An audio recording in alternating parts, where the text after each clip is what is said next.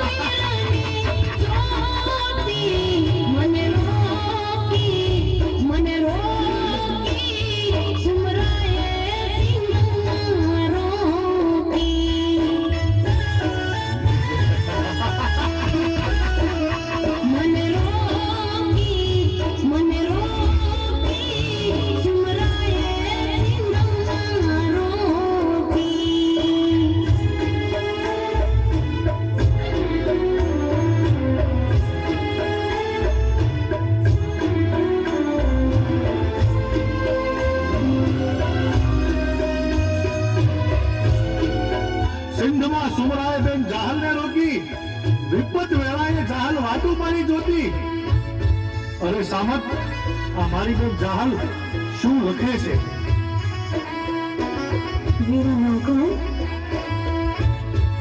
મારા માંડવામાં જવતન વેળાએ તે મને કોલ આપેલો કે માંગીને બેની જાહલ, મારા શરીરની ચામડીની મોજડી બનાવીને તારા પગમાં પહેરાવું ને બેની જાહલ, તોય તારા બાપુ દેવ બોદલના ઋણમાંથી હું મુક્ત થાવેલ નથી.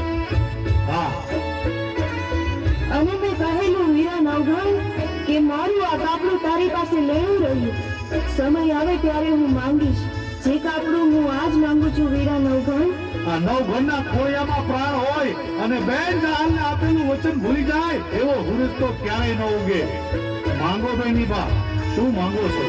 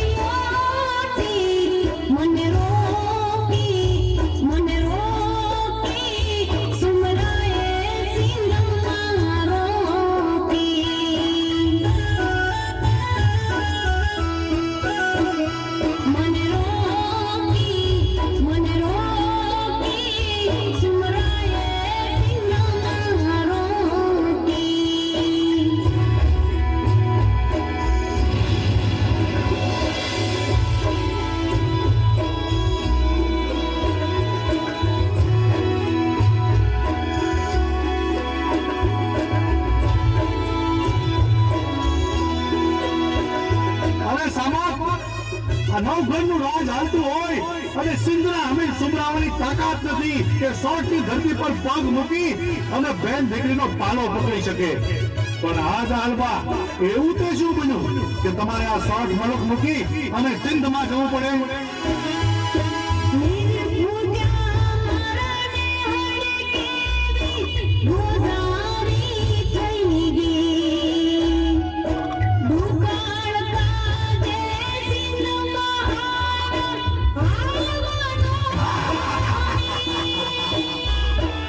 દુકાળ ગાળવા સિંધ મલકમાં ગયા છો. બેનીબા, તમારા ભાઈ નવઘણને યાદ ન કર્યો? બેનીબા,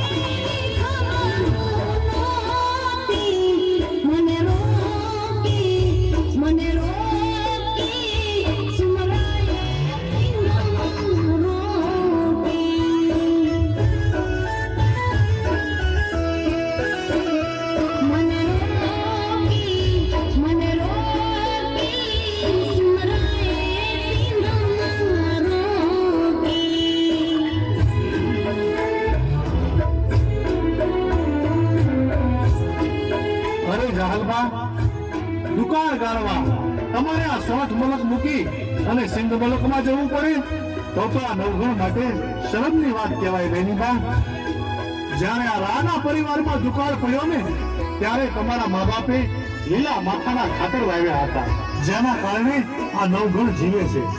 અને હું જો તમારો દુકાળમાં પાર પાડી શકું તો આ નવઘણના રાજપાટ શા કામના? જાહલબા, તમે મને જાણ ન કરી અને સિંધ મલકમાં ગયા. તમે ભારે કરી જાહલબા, તમે મને જાણ ના કરી. નવઘણ, આજે હું આ સંદેશો તને એટલા માટે લખું છું કે આજે મારો ભાઈ ઉગો જીવતો નથી, પણ જ્યારે એ જીવતો હતો ને ત્યારે રાજના સિપાહીઓ તને મારાથી લેવા આવ્યા હતા. સાથે મારા બાપુએ સંદેશો મોકલ્યો હતો કે આઈ રાણી રાહ રાખીને વાત કરશે. અને નવઘણ, તારી જગ્યાએ મરવા માટે મારી માએ મારા ભાઈ ઉગાને તૈયાર કર્યો હતો. તેથી મારી માને રડતી જોઈ મારો નાનો ભાઈ ગોઠણ જવડો પણ મરદનો દીકરો હો, તેથી મારી માને કીધું તું કે માં રડતી નહીં, શાની રહી જા. રાજા નવઘણને ઉગારવો એ તો આપણી ફરજ છે. આ નવઘણને ઉગારવા માટે આ એક ઉગો તો શું, આવા હજારો ઉગા કુરબાન છે. તો વિચાર કરી લે નવઘણ, તું તો અમારા આશરે હતો, છતાંય તને બચાવવા માટે મારો ભાઈ ઉગો પોતાનું મસ્તક કપાવી નાખતો હોય તો હું તો એની સગી બેન છું. મને બચાવવા માટે તો એ આખું સિંધ સંભળાવી નાખે. આટલું બધું લખવાની જરૂર આ નવઘણને ના હોય જાહલબા? હા, અને તમે તો એવા માવતરની દીકરી છો, એવા વીર પુરુષ ભાઈની બેન છો, જેનું ગૌરવ માત્ર આહિર સમાજ નહીં પણ 18 વરણ લઈ શકે. હા, હું જાણું છું કે સોરઠિયાની આહિરની દીકરીની ચૂંટણી ઉપર કોઈ નરાધમ પાપી માણસ બીજો દાગ ન લગાવી શકે, પછી ભલે એ સિંધનો સુમરો હોય. આ ઉદાનું બલિદાન મિથ્યા નહીં જાય. આ નવઘણ હજી જીવે છે.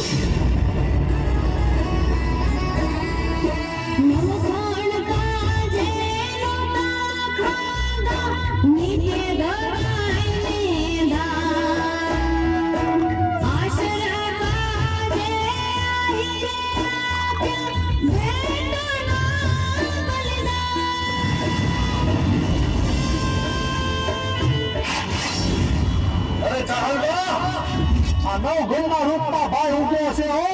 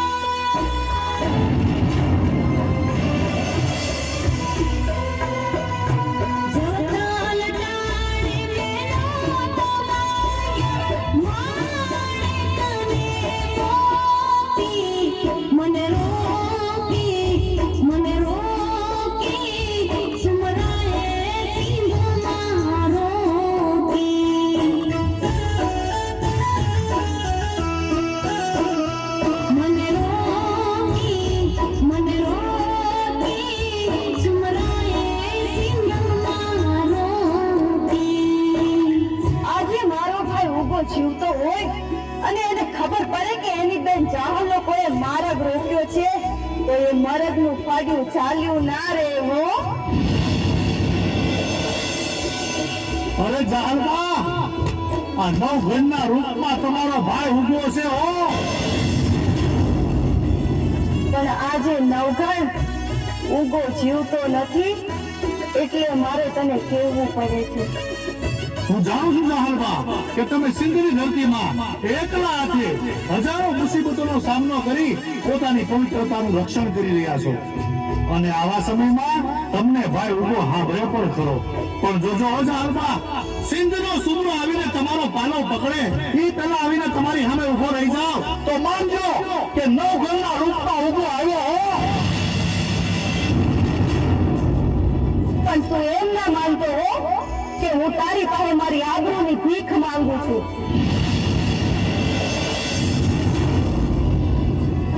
પણ આ તો તારી ફરજ છે એ હું તને સમજાવું છું. વેલો આવજે.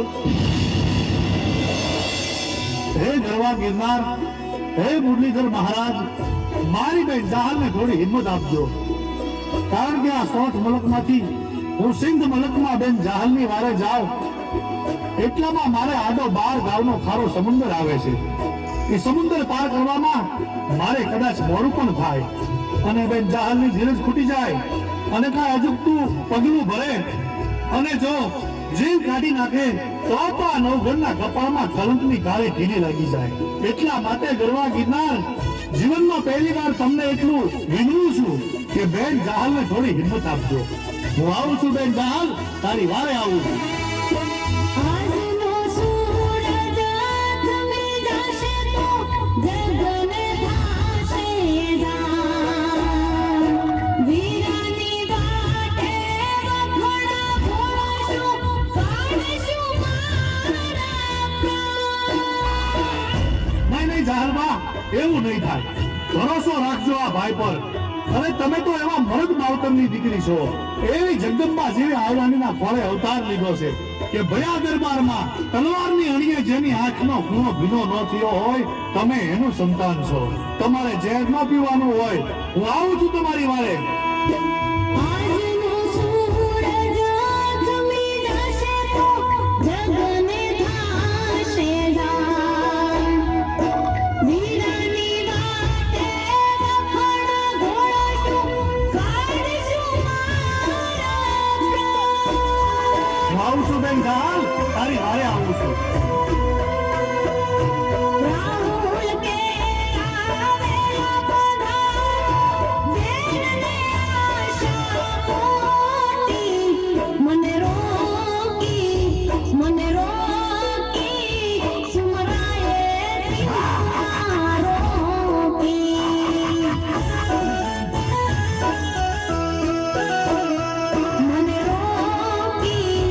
મને રોકી સુમરાએ સીમા રોકી.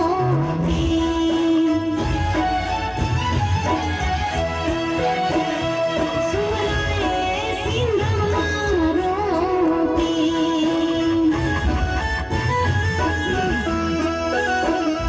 જાહલને સીમા રોકી.